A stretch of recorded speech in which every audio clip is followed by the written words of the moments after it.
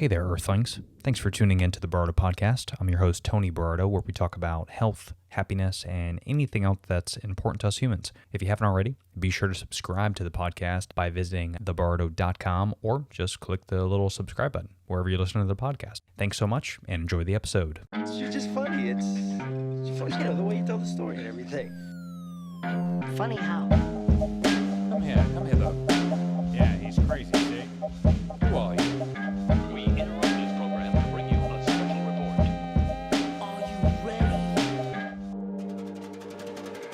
Ladies and gentlemen, thanks for tuning in to another episode of the Bardo Podcast.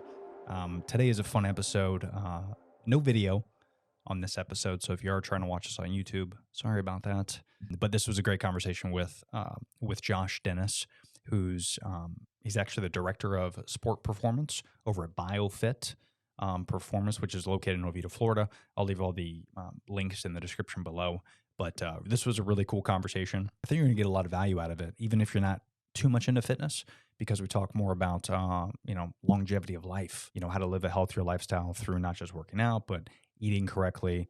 We talk a lot about myths and social media's impact on fitness. But overall, this was a really cool conversation. And make sure you follow Josh Dennis and BioFit Performance. So without further ado, everyone, please help me welcome Josh Dennis.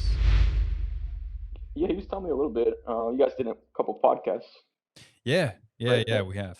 No, Kev's great. I actually I used to live in Orlando, so I've been meaning to go check out the Nice. the Yeah, gym. come on over, man. Get a lift in. Yeah. I know, dude. I need to get in there. He keeps raving about it. I never make it out. Now that I'm like out of Orlando, I refuse to go back. It's- You're over by Tampa, is that right? yeah. So a little bit south of Apollo Beach. Okay. So it's about 20 Nice minutes area. from Tampa. But yeah, I mean, we still got family and pretty much all my friends are in Orlando, but it's just so. To come out. Yeah, you gotta make it out. And then what made you get into fitness? Was it like a passion that you had like when you were a kid or? Yeah, I feel like if you're listening to different podcasts, there's a few different kind of narratives or beginnings, but mine was just always active as a kid, kind of never stopped moving. Learned that there was a degree that kind of focused on movement and just was drawn instantly to that and kind of never turned back. Yeah, man, right on. Yeah, same here. I mean, I was actually a big kid. My whole family, my background is Italian, Irish, and so we like to drink and we like to eat, right? And Absolutely. I used to love to eat when I was a kid. I used to have, appetizer Wednesdays with my family, and if it wasn't appetizer Wednesdays, like the pizza rolls and the bagel bites. In between that, it was the pasta, the the meatballs. I was the same manicotti. way, man. Yeah, I was the same way. So when I was probably in middle school, I would say, and I started getting razzed a lot because not only was I overweight for my age, but I skated, right? Like I was the skater. I had Jinko jeans, the chain wallet, the JanSport book bag with the white out on the back of it. That I said like I love corn and shit like that. So. And the band, not the. Hey, man, sounds like me. Yeah. No, I got you. Yeah, for people listening, I'm talking about the band, not the actual food group. I wasn't that cheesy, but so I was getting razzed, and then to top it off, in middle school, I ended up getting braces, and I was like, okay, so Man. so now the whole world is against me, and it's not. It wasn't like the braces they have now, the cool Invisalign where you can't tell. Like I'm talking, I had to use like these special toothpicks to get out my manicotti out of my braces. Oof. Not okay. That's rough, man. Yeah. So that was middle school. And then come high school, I'm like, all right, it's high school. I got to pick this thing up if I want to go to college and actually get laid at least once. Absolutely. Yeah. So I was like, Yeah, no. Of course. so I was like, what can I do? So I joined the wrestling team, the football team, weightlifting team. And that's kind of where it started for me. And then I ended up, my first real job, I worked at Regal Cinema. I don't really count that when I was in my late teens, and then when I was 18, I worked at LA Fitness, and I was there for a while. And then I got certified as a trainer, and I was a trainer and did some stuff on the side for a while. And then just because I didn't think there was any longevity in the industry, which of course I didn't predict social media was going to be such a massive thing.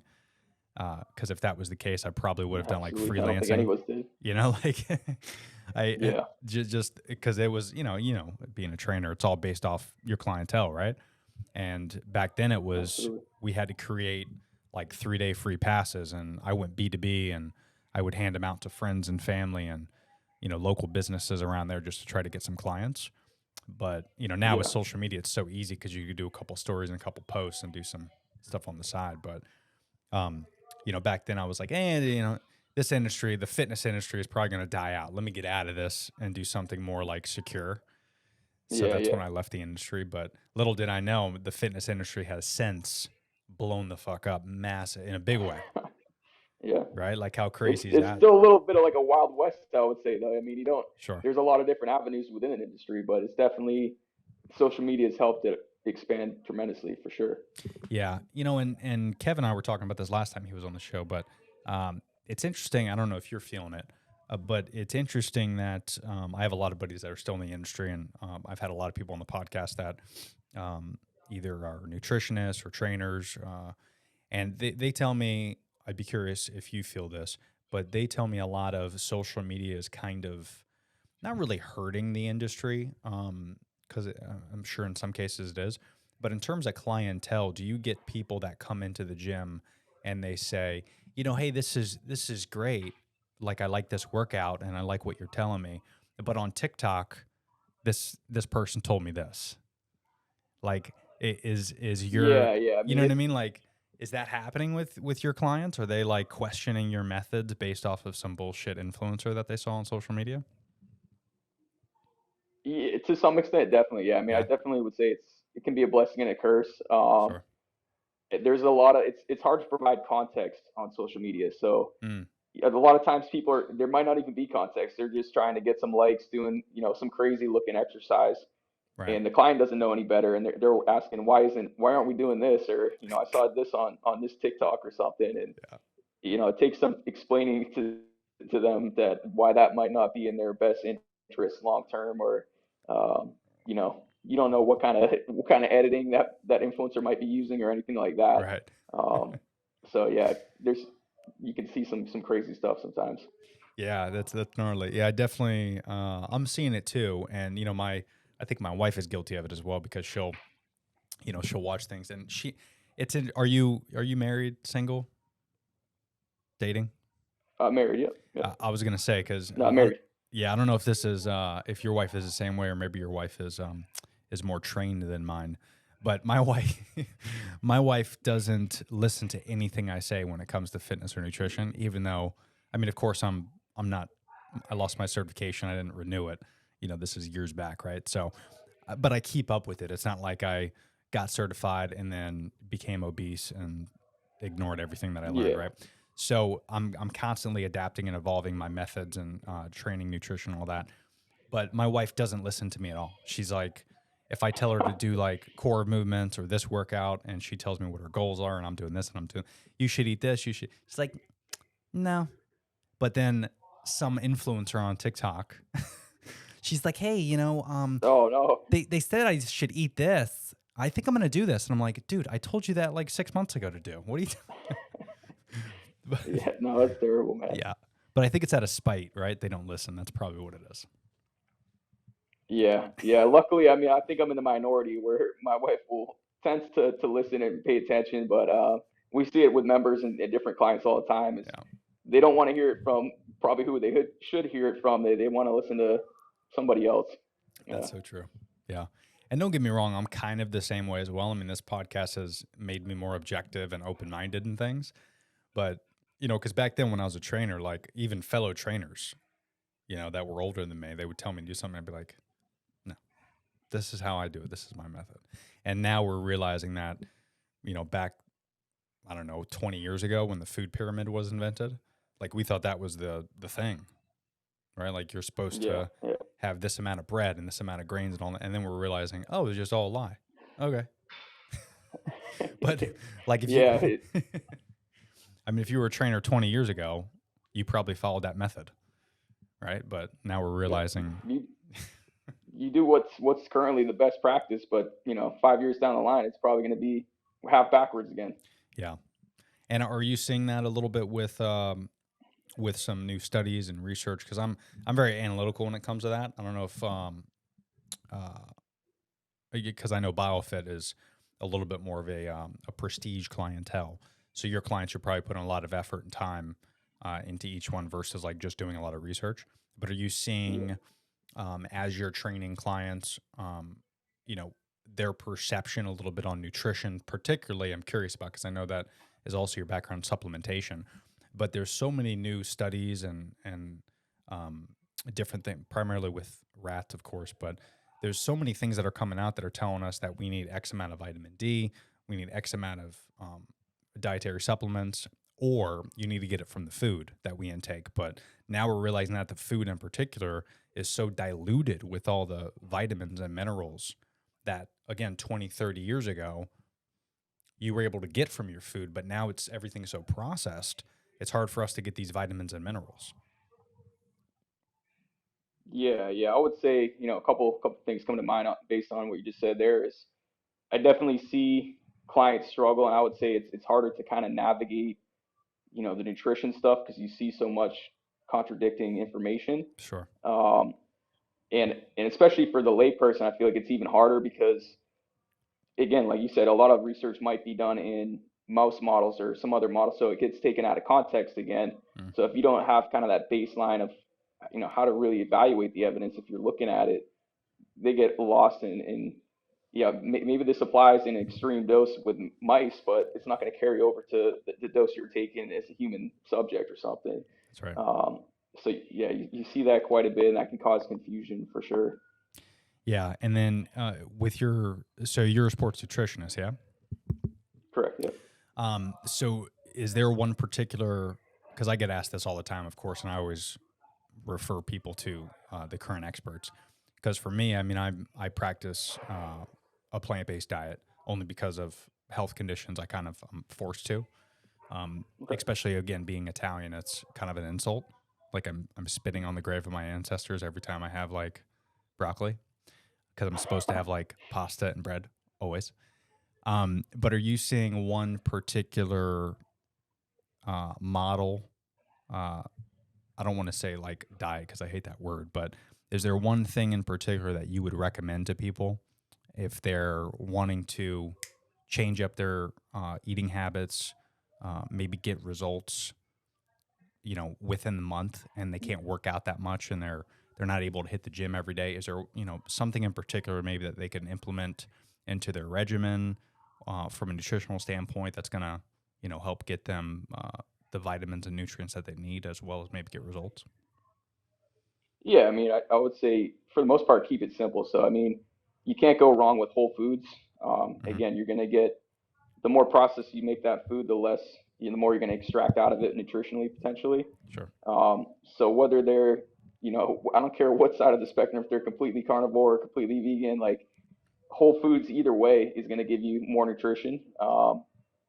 And again, I mean, it's a lot of it's going to be goal dependent too. Like, is their goal to gain weight, to lose fat? So their goal will kind of dictate some of the other rules. Like, okay, should you be in a surplus? Should you be in a deficit? Um, so thinking more big picture and broad versus, hey, you have to. There's a common thing in nutrition I'm sure you're seeing is like this food's good, this food's bad, and it's not always the best way to look at things. It's more of, under what context are you using this food, and if you got a strict diet, like you may not want to eat a lot of processed junk food, or it's going to be really tough to keep a deficit and hit those other nutrition targets like you're alluding to. So That's right. the goal will kind of dictate what that eating structure looks like. Yeah. And, and for people to know, because I talk a lot about this as well, but you're the expert here. So calorie deficit, right? Like a lot of people get that kind of twisted. If you could elaborate a little bit on, because I talk a lot about, macros, counting cows, like good fats, bad fats. Like I talk a lot about that. But if you could talk about a little bit of a calorie deficit and what that means, because I think people, now that we're intaking so much more food and a lot of processed food, sometimes people are working out 4 or 5 days a week, but because they're eating like shit and they're not in a deficit, they're not getting the results that they need. So if you could speak to a little bit about day one, minute one, if I need to work out, and I'm trying to lose weight, like actually you lose stored fat. What do I got to do to put myself in a deficit? Yeah. So again, I mean, I think that's where using maybe an outside tool, like even a body weight scale, that's going to work quite well with the dietary goal. Because how do you know you're in a deficit is if over the course of a week you're getting multiple weigh-ins suggesting that your weight is in fact going down. So that's provided your scale is accurate and giving you the right numbers, it's not miscalibrated or anything. Um, that's going to help cue you in that, hey, I am in a deficit. Or if not, if your weight's maintaining or even going up, then that's the cue. Okay, maybe I'm not burning as many calories, or maybe I was off tracking my diet a little bit, and I need to, reduce my portion size or increase my energy expenditure through exercise. Um, so I think that's a great tool that works in conjunction with weight-related dietary goals. Is that can kind of keep you, hey, are you going? Is your weight going down? Is it going up? Or what is it doing? And that will kind of help people fine-tune even rates of how fast or how slow they're gaining or losing. Yeah, for sure. And that's a big thing, with portion size. Like I'm helping my neighbor right now, um, because he's recently he's separated with his wife. Congratulations. And he's like, dude, I need to get out there again, right? And I'm like, yeah, right on, man. Like, what are you trying to do? He's like, well, I need to, because he's above 220, and his BMI is uh, pretty off. And I was like, all right, well, let's do your body fat, let's do your weight, let's do this, let's do that. Let's figure out kind of what you can and can't do from a cardio standpoint. Weightlifting. He's got the tonal at home. I was like, that's great. But what are we doing for some cardio, right?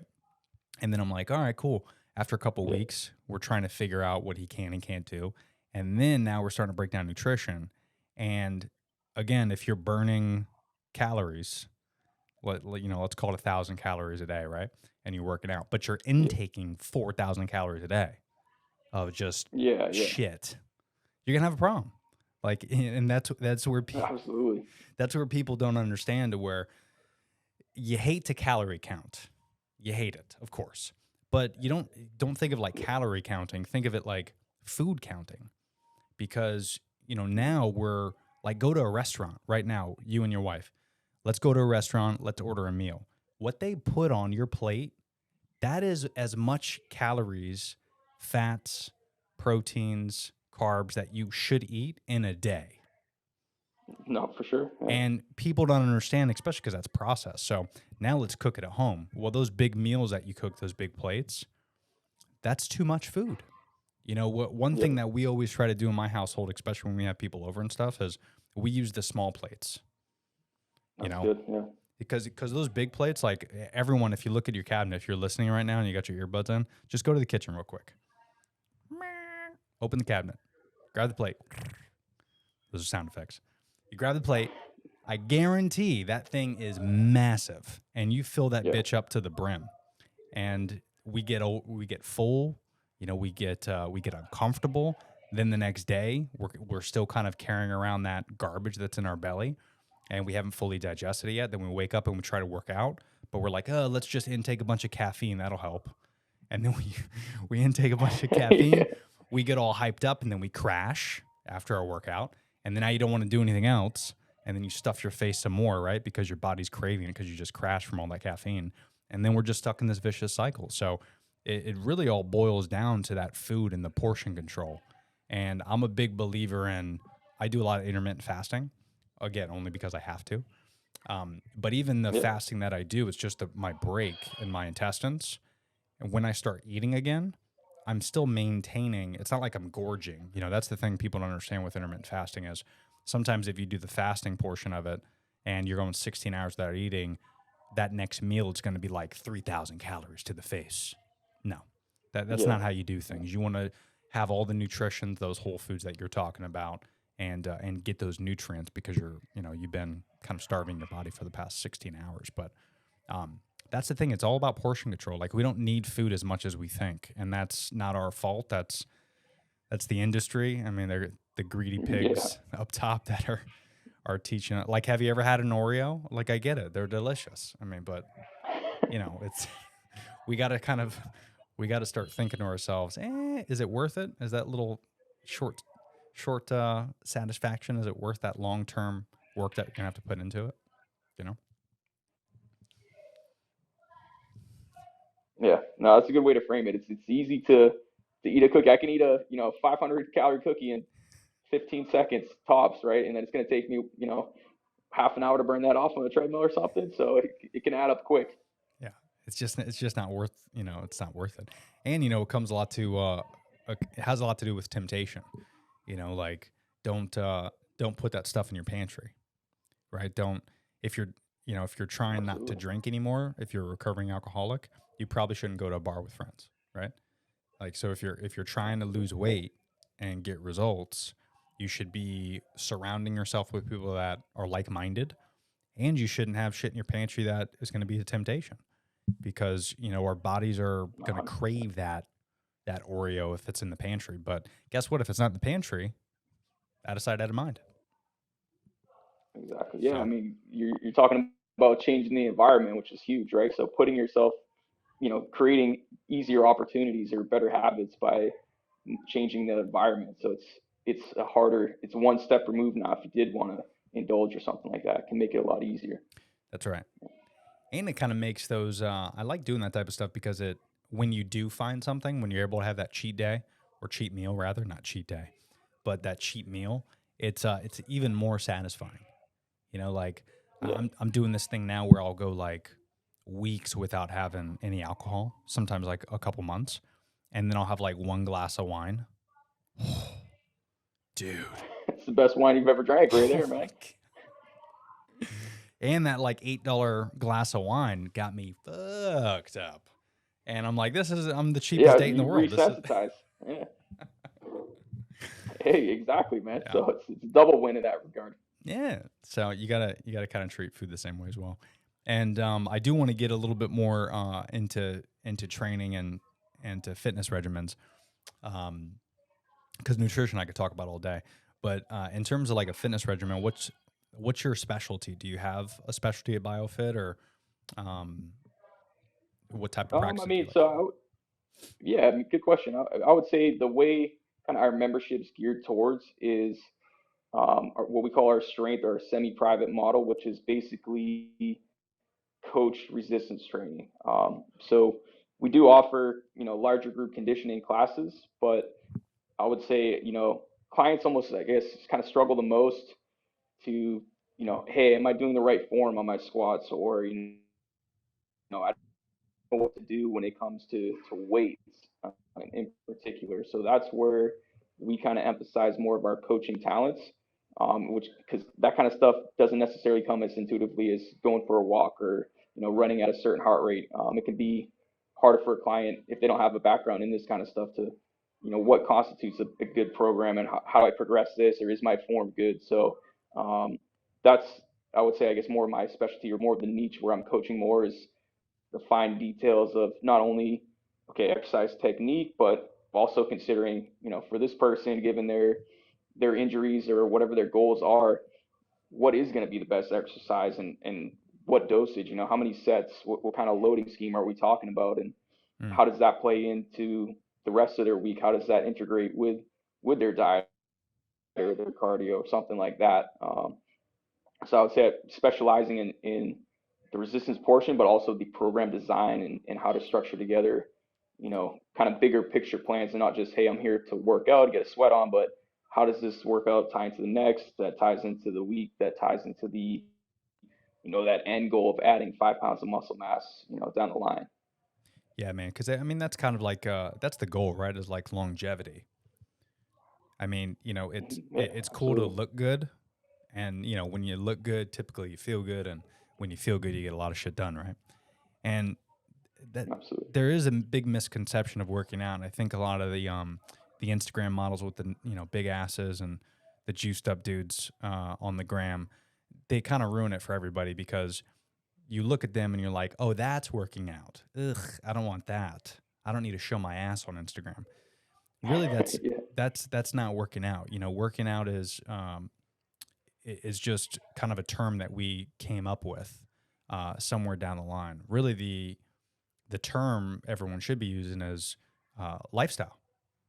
Living a healthy lifestyle, because that's what it is. I mean, I always kind of look at it like, not only do you want to be in shape to feel good and be healthy and, not have toxins in your body, because the healthier you are, the more you can fight off a lot of stuff, right?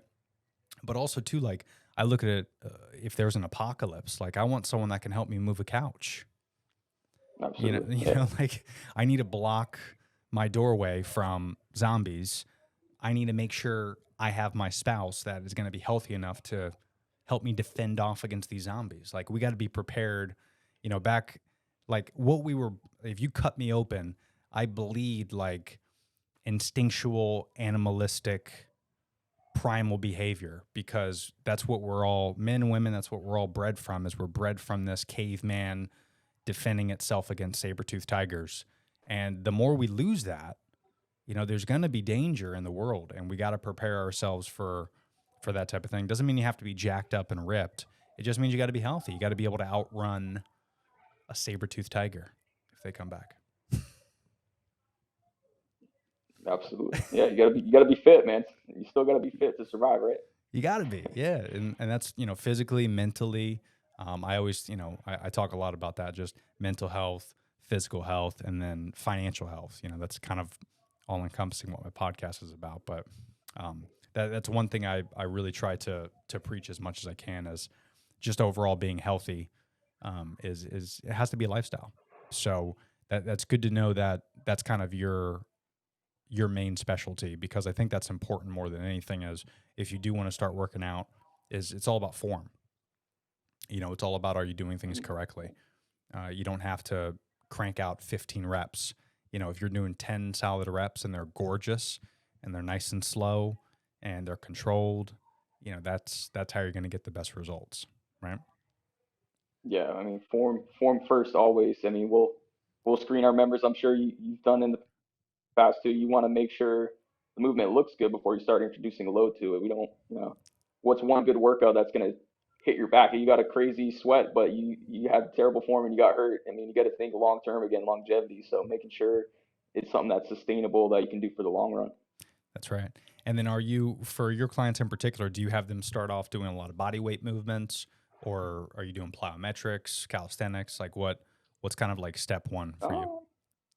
Yeah, I mean, again, it all comes down. I would say that's where the assessment can be pretty informative for us coaches, just to kind of see, where is this person coming in from? Are they, a 20-year-old kid that's here on college that's been playing sports? He might be ready to load up and get right after it, versus somebody that's brand new to exercise. Their doctor wants them to work out. They've never been in a gym.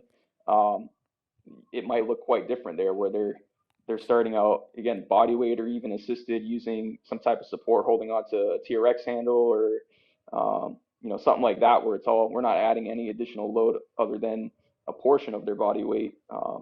And then on the opposite side, somebody that's pretty fit getting after it, they might be using quite a bit of load to get the same effect. Yeah. Ooh, TRX. Love me a TRX. Shameless plug for that, even though we don't even have them here. Oh yeah. I was gonna say, I got one in my garage gym, dude. Those things are the bomb. They are versatile. I'll give them that. Yeah, yeah. I got that, and then I got a PRX. PRX. I don't even know what that is, man. No, PRX Performance. No. It's the. No. Oh, dude. I'll try to send you a picture when we get off here. But you might have seen them. It's just the foldable squat racks. Oh, hold on. It's the foldable squat racks, so they go up against the wall. Okay. Like I screwed it into my garage gym, and it's flush up against the wall. And then if I fold it out, it folds out, and it's a Smith machine. Wow, that sounds pretty cool. Oh, it's gnarly, do a lot man. with something like that. Yeah, it's gnarly. Yeah, PRX Performance. They're not a sponsor of the podcast, but if they are listening, sponsor the podcast. Oh yeah. Yeah, so I got that, and then I just put in a sauna in my garage gym. It's infrared, so it's that's good. yeah, it's a little 2-person. Put that in there, and then I've and Kevin and I have talked about this before, but I even have an ice barrel, so I do a lot of plunging and stuff. Are you? I don't know if you talk about this with your clients, but just you personally, do you do any contrast training, heat therapy, cold therapy, anything like that? Yeah, no, absolutely, yes. I mean, I think that's another part of, that's another puzzle piece, if you will, to building this healthy lifestyle, right? Is you get your training stuff, you get your diet, recovery is a big big,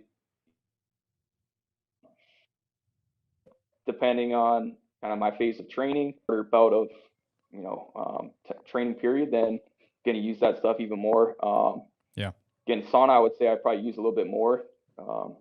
But yeah, I mean, especially on off days from training, I'll kind of toggle, do some contrast, try to get in the cold. We got a cold plunge at BioFit. And usually, I'll do a contrast. So it's a couple minutes in the hot, Nice. a little bit less in the cold. And then, and yeah, definitely try to get a mix of both. So throughout the week, using the sauna and some hot and cold, ideally. Now, typically when you do sauna, do you do it post workout, obviously? But what's the right temp? Because I know typically with saunas you want to hit like 130ish, 140ish to start getting the benefits, but really the magic number is like 150, right? Yeah. So I mean, it kind of depends on the type of sauna too. Versus, is it a dry sauna, which tend to get a bit hotter, versus infrared. Yeah. Usually, again, like you said, I would say depends on the person. If it's their first time, it's really okay. What can you tolerate? And really, if you're even advanced, I would almost say the same thing. Yeah.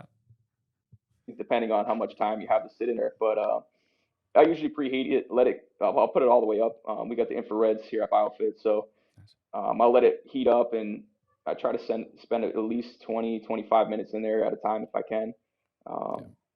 Post workout, generally what you can tolerate. The hotter, the better, especially in the context of the dry saunas and that kind of stuff. Yeah, for sure. Yeah, post workout, right?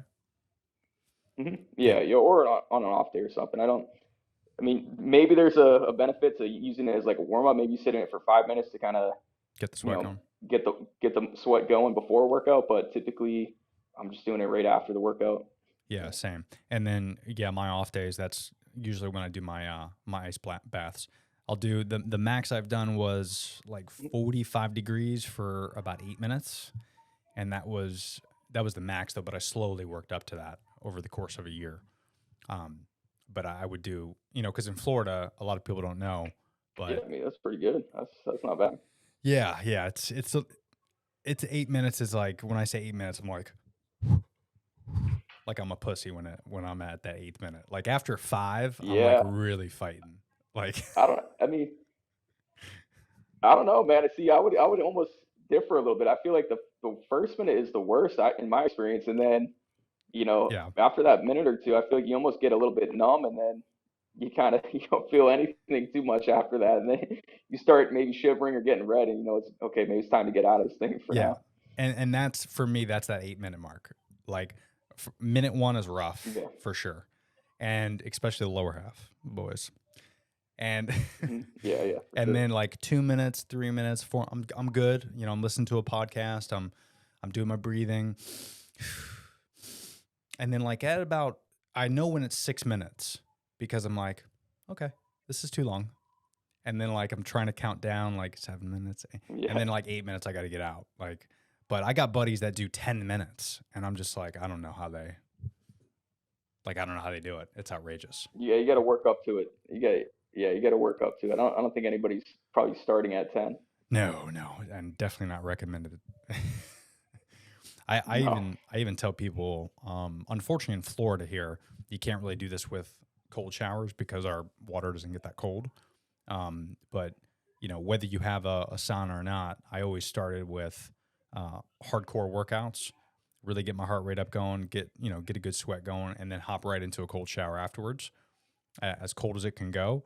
But then usually, if you can, try to end it cold. So if you want to start it warm, that's okay too, because a lot of people like the warm shower, and then just kind of slowly do a cold shower, right? So if your shower's like 10 minutes, make sure the last like 2 minutes of that, it's a cold shower. Get your soap done. Now you're just kind of working on your breathing, and do that for a few weeks, maybe a few months, and just slowly work up to it. And then if you want to get an ice bath, you can. But that's the best way to do it. But I think even doing a cold shower in Florida, it might only get like 60 degrees. I don't even know if it gets that cold. Yeah. But I got a few buddies up in Washington and Oregon that's all they do is cold showers. Because like during the winter, I mean the pipes plenty are like cold frozen. up there. Right? Oh yeah. Like they actually got to heat the water up to take the cold shower. That's right. Yeah.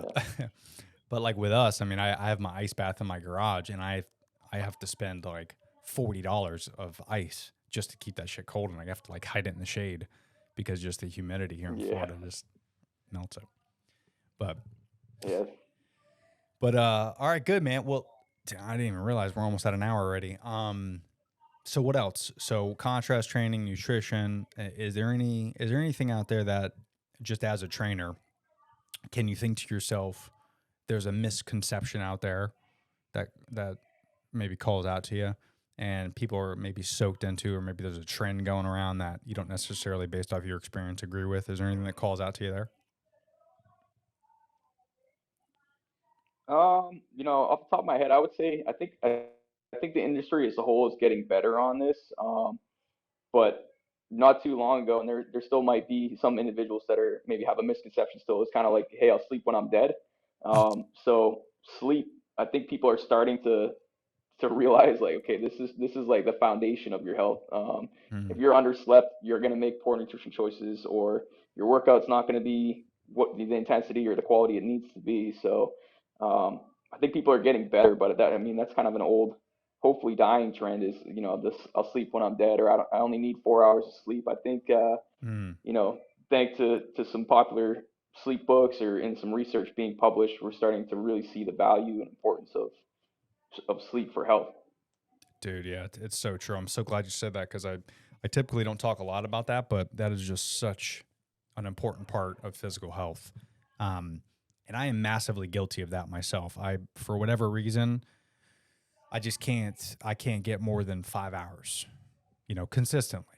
I mean, there's some days I might get 6 or 7, but like I just I cannot get past it unless I'm training, unless I go hardcore training, like on a leg day, and I'm doing like squats, deadlifts, like hardcore, and then I'll do my sauna, and then maybe I'll do like in the morning, I'll do my ice plunge. But when I work my body to the bone, of course I'm going to get great sleep, but that's once a week maybe.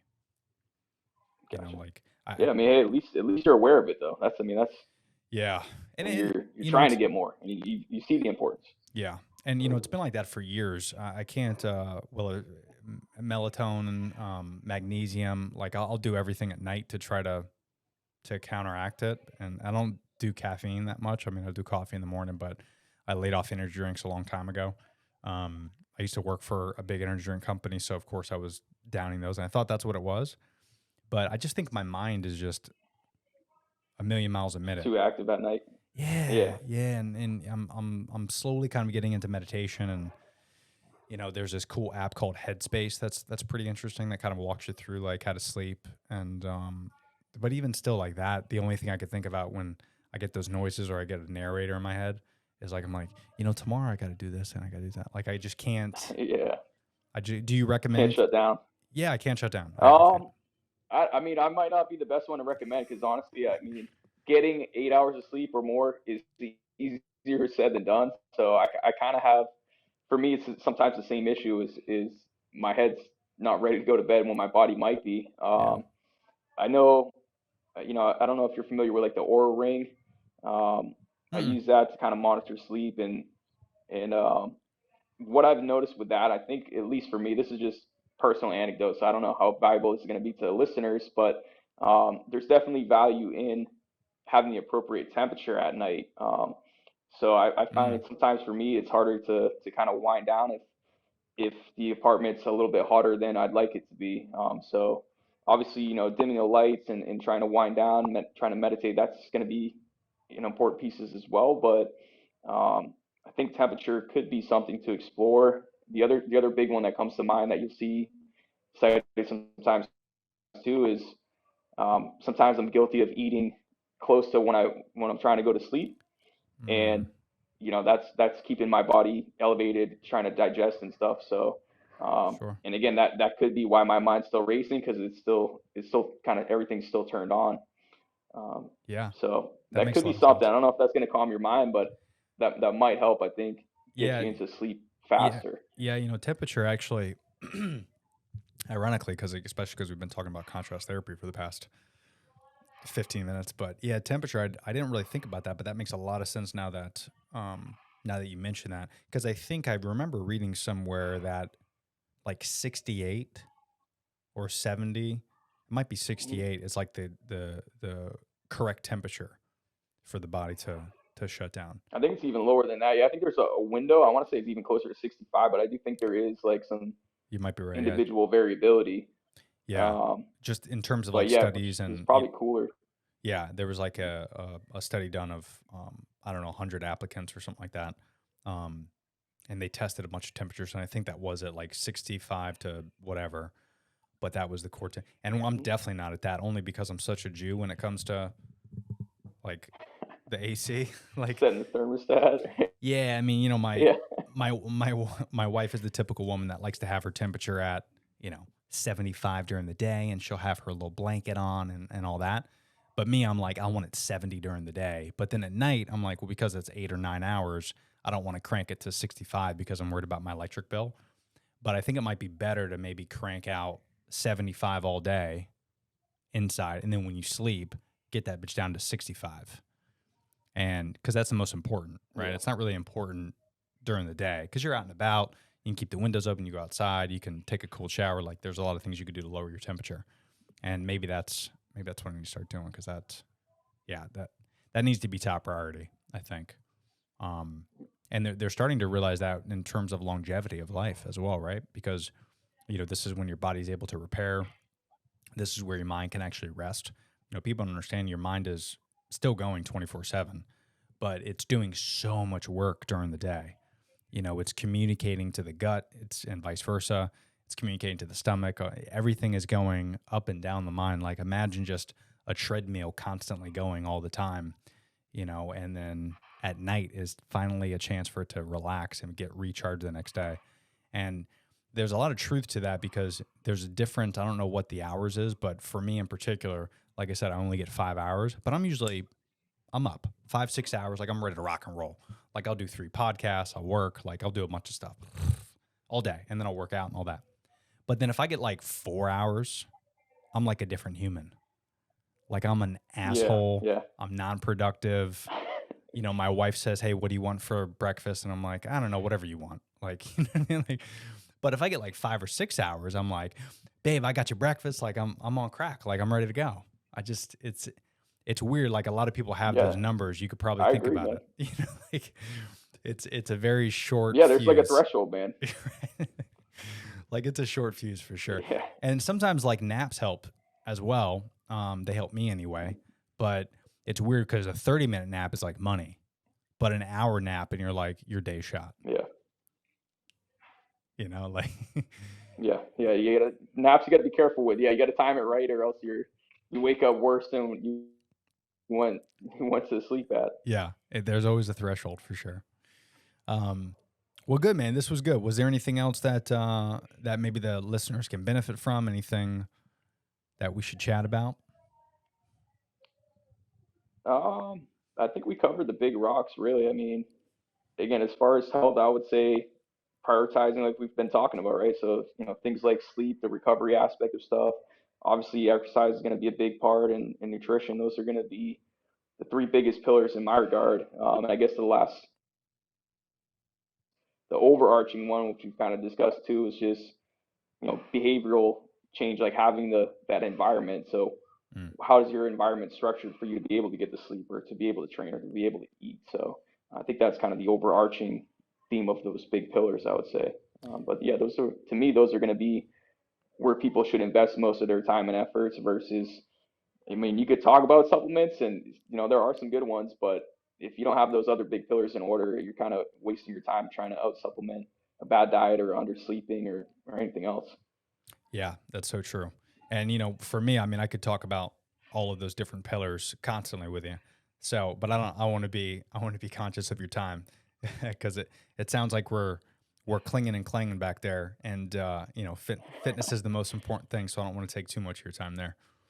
But yeah, no worries, man. But yeah, you nailed it. I mean, that's the big thing is environment. The type of training that you're doing, and everything's everybody's different as well, right? Like you touched on it as well, where each person, depending on your goals and what you're trying to accomplish. That's why I think when you listen to these folks on Instagram and TikTok, and they're talking about fitness regimens, and click the link in my bio, and you can get whatever nutritional plan for you. Like, you got to be careful of that type of stuff because every single person is different. So if someone out there is preaching a quick fix on nutrition or working out, or even like the people that are in shape and they're working out, you got to be careful of that, because you don't know what they're doing behind the scenes. If they're just hanging out and they're barely working out and they have 5 trainers behind them helping them out, well, them preaching to you what you should be doing, you're not going to get the same results as them because they have millions of dollars behind them doing those fitness regimens. So you just got to be careful of all that stuff, and every single person is different. Get with a professional, and this is where health we're talking about. I mean, it's so funny how we're so amped to spend money at Target and Starbucks and hundreds of dollars a month on pointless stuff that doesn't matter, but you can't invest 30, 40, 50 bucks on your health every month. Like, That's true. You got to be careful of that type of stuff. So, and then a lot of my listeners are out of Orlando and Florida in particular, but if you guys don't know, BioFit Performance is located in Oviedo, Florida. And do you have any social handles that if anybody wants to find you or track you down that you could shout out? Yeah, so my personal handle, I'm mainly active on Instagram, so that's probably the best place to contact me, is _ JD Fitness and then _ again. Nice. So you can find me there, or you could probably contact me through the BioFit Instagram page as well. Yeah, absolutely. And I'll leave all the handles and all the links in the description in the episode notes, guys. So if you want to check them out, give them a follow, give Josh a follow. This was good, man. It was good talking to you. And again, I could talk to you for 5 hours, so we'll have to do this again. And I promise I'll make it out there. Appreciate you having me. Nah, man, it was a pleasure. And keep doing what you're doing, man. No, thanks for having me again, Tony. I love the industry, man. Thanks again, Josh. And we'll definitely talk soon. Sounds good, man. Take care. Thank you.